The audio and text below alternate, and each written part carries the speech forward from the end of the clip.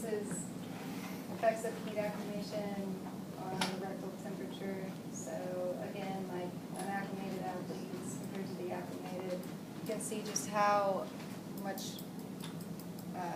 higher their temperature goes compared to the athlete who is acclimated, and how much faster it gets up there too.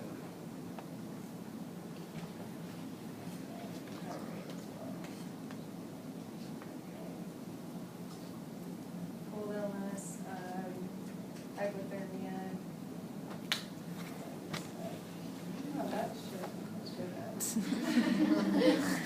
okay, wow. The random picture. Okay, so decreased force of return. All right, so what do you guys think this is? What do you think happened to this guy? Gangrene? It's a cold injury. He got clawed by a polar bear. But, okay, so the most interesting thing I think about this picture is, so this is Eskimos up in Alaska, so in Antarctica. I don't know where this one was, but look at the thickness of his scalp, of his, that like subcutaneous fat compared to ours. It's crazy, right? I don't know, I thought it was interesting. It was like the first thing I noticed. But just years and years, you know. Okay, so that's another one you see. Okay, so hypothermia. Yeah. We don't really see that too much down here, but if you guys happen to move somewhere, kind of get the same reactions as you do with a heat illness too, except it's just kind of the opposite. Like the body temperature goes down and you get shivering and whatnot. Okay, so you can see that, but frostbite, frostnip, it's going to come off as black, purple, burning, aching.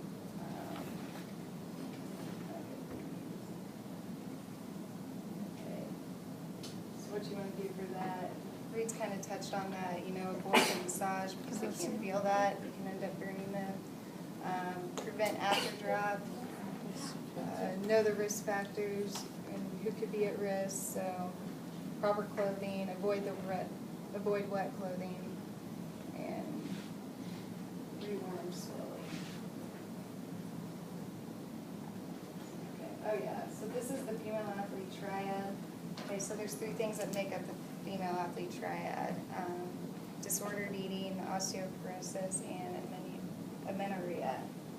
And most of the athletes that you see will be those that predominantly female, obviously it's female athlete triad, but the disordered eating portion of it will be gymnastics, ballet, anything that involves trying to have like that lean body. Anorexia, amenorrhea, absence of menstruation. So with the female athlete triad, it starts with disordered eating, and then they kind of like all loop together because once you aren't getting the right nutrients in, your body will compensate in another way. So they won't have a cycle, and then that can lead to premature bone loss, which can lead to other things as well, such as stress fractures and low bone density.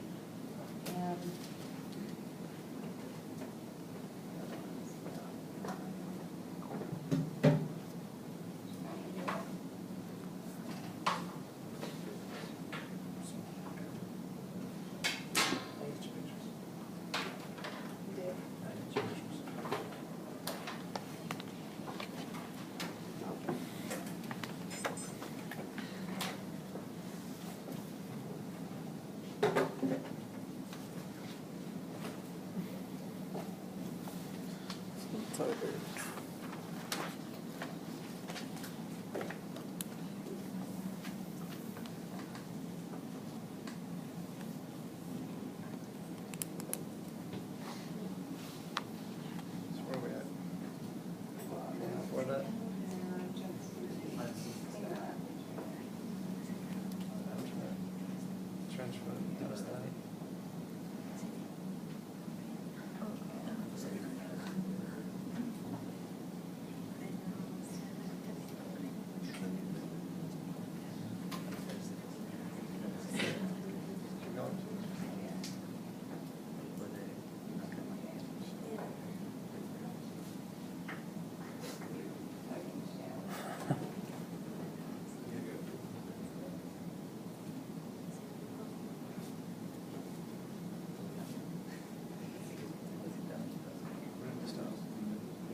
Right there?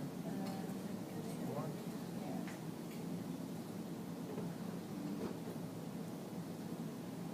Yes, no.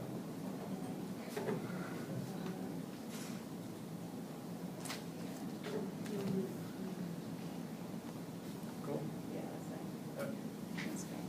Okay, so education is the first thing that you want to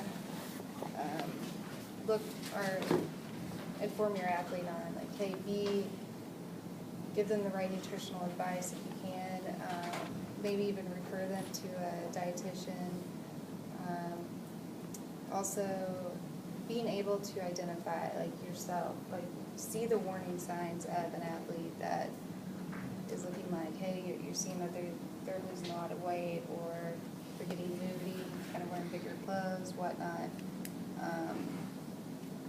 You want to catch this kind of thing early just to prevent them going into the later stages, because, I mean, osteoporosis wouldn't be good for them to have in the long run, as well as that young, especially since we're dealing with a younger population. And then pre-participation examination, you can catch some of this in there. I know in every PPE, there's usually a question like, hey, do you want to weigh more, or do you want to weigh less than you do? So you can catch that there. Next one.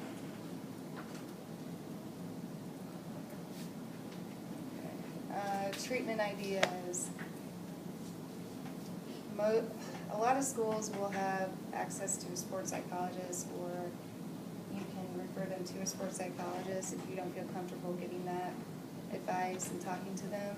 But you will be their first go-to kind of person. Getting them nutrition help too as well, and referring them to a doctor.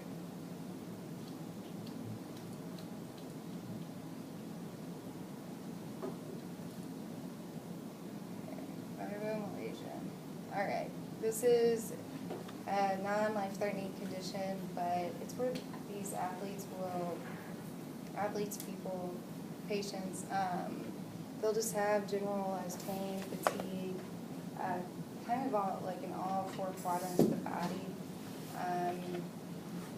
And there really is no onset of when it is happening, but it's supposed to be longer than 3 months is what they say. And until recent years, it hasn't really been noticed by the AMA but it's becoming more and more noticeable, and people are starting to believe it. And there are some genetic factors that go into it, which you can look at page 101, table 1, and then women are primarily affected.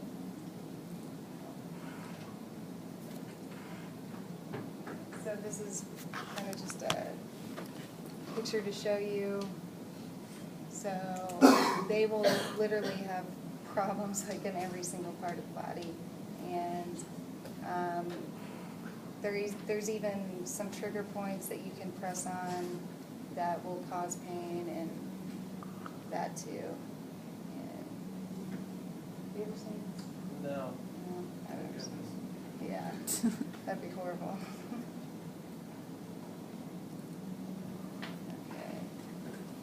Complex regional pain syndrome, also known as reflex sympathetic dystrophy, and this is where your patient is having more pain than what the injury you would think would have. So, and the pain's also lasting longer as well.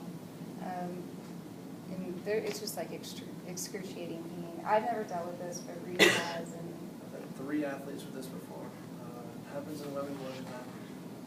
All three of the athletes I've seen have been women. It starts as a slight injury, and the pain cycle is just off.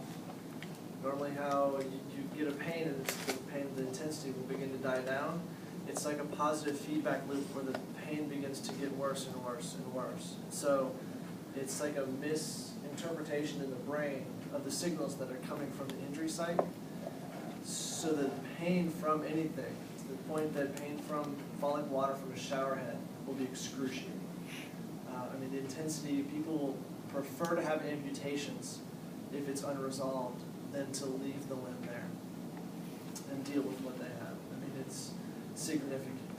If you can catch it early, you can do a lot of cognitive retraining and try to get somewhat re-educate the brain how to perceive sensations from that limb and have some success. The longer it goes on, the harder it is to do that. And it can recur. And further into those recurrences, likewise, it becomes more and more difficult to manage. The first athlete I had with it, she's now got a pain pump into her spine to block the signals from her foot going up to her head. She's on the third round of, we've got it resolved twice, and then it came back, and nothing's working. So she's got to have spinal blocks on pain pump into her back to function, and she's y'all's age. So it's a big deal, but there's a lot of question about it being a misregulation for the brain that kind of permits that. And you can see the start in the extremity in the foot or in the hand as it progresses up. And it will go beyond just the point of the injury and actually progress through that entire limb. So it's not fun to deal with.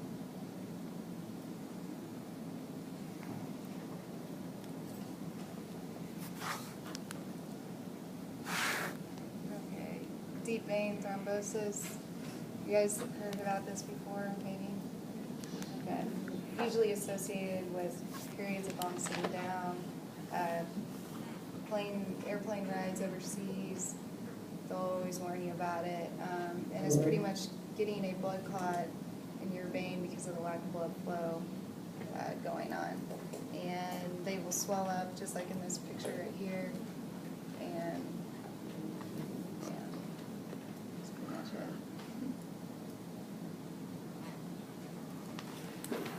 Okay, and then there's like the one. Yeah, we'll start this next time. So. Yeah. Yeah, deep vein thrombosis, especially somebody's y'all's age, is somewhat rare. You'll see it more in elderly people. People who've had longer time to mess up their lifestyle to where they're going to have the idea, the possibility of those clots that get released. And they end up putting those people on extensive blood thinners for long periods of time to make sure they don't come back once they've resolved it. Diagnostic ultrasound is one of those times that those are used. I'm sorry about the technological issues. We'll make sure we have this figured out in the future.